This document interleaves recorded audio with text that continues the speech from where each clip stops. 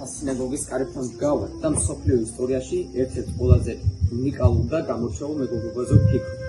ქართულ და ებრაელ ხალხებს შორის არსებული ურთიერთობა ღრმა, სულიერი და კულტურული ნათესაობაა, რომელიც ათასობით წელს ითვლის.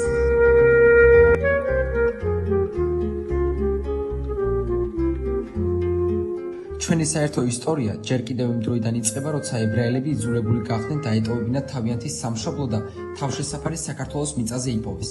ქართველებმა მათ კარი გაუყეს და მიიღეს არა როგორც უცხოელები, არამედ როგორც ახლობლები. საუკუნეების განმავლობაში ებრაელი და ქართველი ხალხი ცხოვრობდა გვერდიგვერდ, მშვიდობიანად, ერთმანეთის კულტურისა და რელიგიის პატივისცემით. საქართველო ერთ-ერთი იმ მცირერიცხოვან ქვეყანათაგანია, სადაც ებრაელები არასდროს ყოფილან დევნისა და დისკრიმინაციის მსხვერპლი. ეს ჩვენი ხალხების დიდი სიბრძნისა და ჰუმანურობის დასტურია. ქართულ ებრაული ურთიერთობის ქონება. ასე ვუწოდეთ პროექტს, რომლის მიზანია გამოცდილოთ ამ ისტორიის ორიენტირება, შევხვდით და გავაზიაროთ სასწავლო საზოგადოებას. ჩემი ხალხის, ჩემი სკოლის ისტორიის ერთი გამორჩეული ფურცელი შეადგენს ქართულ ებრაულ ქონებას, რომელიც ებრაული წარმომავლობის კულტურებს უკავშირდება. მათი რიცხვი არც ისე მცირეა. დღეს ისინი სხვადასხვა ქვეყანაში ცხოვრობენ. მოღვაწეობენ და წარმატებული ადამიანები არიან.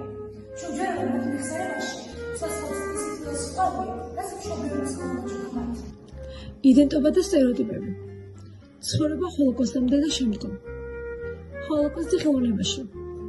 ებრაული კულტურის შესწავლა. ქართულ ებრაული ურთიერთობები. ეს ჩვენი პროექტის ამოცანებია. უნიკალური მეგობრობა, რომელიც ქართულ და ებრაულ ხალხს აერთიანებს. ეს არის მეგობრობა, რომელიც თუნგამაა და არამატერიალური კულტურული მემკვიდრეობის ძირითადი ტრადიციებია.